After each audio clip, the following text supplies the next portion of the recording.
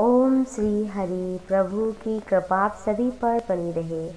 आइए जानते हैं एकादशी में श्रेष्ठ देवोत्थानी 11 देव उठनी एकादशी के बारे में। हिंदू सनातन संस्कृति में देवोत्थानी एकादशी का विशेष महत्व है। जगत के जगदाधार पालनहार भगवान श्री नारायण 4 महीने तक सोने के पश्चात देवोत्थानी एकादशी के दिन जागते हैं। इसी दिन भगवान विष्णु शालिग्राम रूप में तुलसी से विवाह करते हैं। उनका विवाह करना चाहिए। इस दिन से शुभ कार्य प्रारंभ हो जाते हैं। विवाह इत्यादि मांगलिक कार्य देवोत्थानी एकादशी करने से जीवन में उत्थान होता है, प्रगति होती है, धन लाभ होता है और अश्वमेध यज्ञ इत्यादि का फल भी प्राप्त होता है। देवोत्थानी एकादशी को हरि प्रबोधिनी एकादशी इत्यादि नाम से जाना जाता है। भगवान श्री हरि ऐसा कहा जाता है कि एक शंखासुर नाम का भयानक राक्षस था। फिर आषाढ़ शुक्ल पक्ष में उसका वध करके भगवान ने शेषनाग की सैया पर शयन किया। इसके बाद 4 महीने की योग निद्रा के पश्चात भगवान विष्णु जागे। देवोत्थानी एकादशी के दिन चातुर्मास का अंत होता है। जागने के पश्चात सबसे पहले उन्हें तुलसी अर्पित करना चाहिए। ऐसा करने से 100 गायों का दान के बराबर पुण्य प्राप्त होता है। देवोत्थानी एकादशी के दिन प्रातः काल उठना चाहिए। सभी विकारों का, तामसी भोजन इत्यादि का त्याग करके स्वच्छ वस्त्र धारण करें। भगवान विष्णु का ध्यान करें। व्रत का संकल्प लें।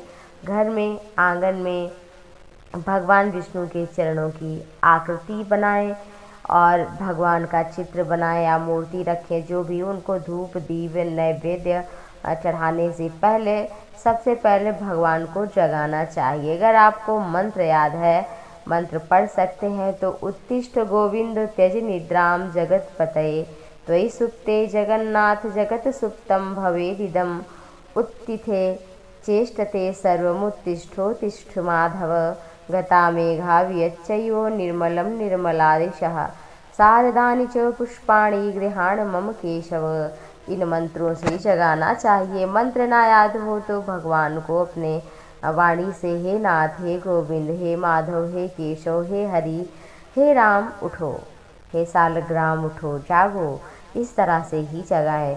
जिस तरह से हमें पूजा करनी चाहिए हम पूजा करते हैं। धूप दीप नैवेद्य मेवा मिश्री इत्यादि को चढ़ाकर उनकी आरती करें, पुष्प चढ़ाएं और दक्षिणा चढ़ाएं। इससे भगवान की अनंत गुना फल प्राप्त होता है। जीवन में सुख समृद्धि बनी रहती है। ये जो वृंदा थी जालंधर की पत्नी, जालंधर भगवान विष्णु की पत्नी लक्ष्मी का भाई था, जो कि समुद्र से उत्पन्न हुआ था। वो अभिमानी था और धन बल पाकर अत्याचारी बना। यहाँ तक जगदम्बा पार्वती पर ही कुदृष्टि डालने लगा तो भगवान शिव मारने के लिए, उसका वध करने के लिए गए। लेकिन उसकी पत्नी वृंदा बड़ी ही सती नारी थी। इस कारण देवादिदेव महादेव भगवान शिव उसका वध नहीं कर पा रहे थे। सारे देवता मिलकर फिर भगवान श्री हरि के पास गए। भगवान श्री हरि ने उसके पति का रूप इधर धारण करके वृंदा के साथ में छल किया और जैसे ही उसका स्पर्श किया इधर देवादेव महादेव त्रिपुरारी ने उसका वध किया। और जब उसका सिर आकर के वृंदा के पास पड़ा तो उसने कहा, तुम कौन हो? भगवान ने कहा, मैं पर ब्रह्म परमात्मा हूँ। वो अत्याचारी था इसलिए मुझे ऐसा करना पड़ा। मैं साक्षात परब्रह्म हूँ। लेकिन ये जान करके भी भगवान विष्णु को वृंदा ने श्राप दिया कि तुम पत्थर की शिला बन जाओ। भगवान विष्णु शालिग्राम के रूप में परिवर्तित हो गए। कार्तिक शुक्ल पक्ष की एकादशी तिथि थी। भगवान ने फिर उन्हें वचन दिया कि तुम्हारे बिना मैं भोजन का एक ग्रास भी नहीं ग्रहण करूँगा और केवल तुलसी मंजरी सहित ही या केवल तुलसी का पत्ता मुझे अर्पित कर देगा तो उसे मैं बड़े भाव से खा लूँगा। और भगवान ने कहा, सब तो मेरे नीचे है लेकिन तुम सदैव मेरे ऊपर विराजमान रहोगी।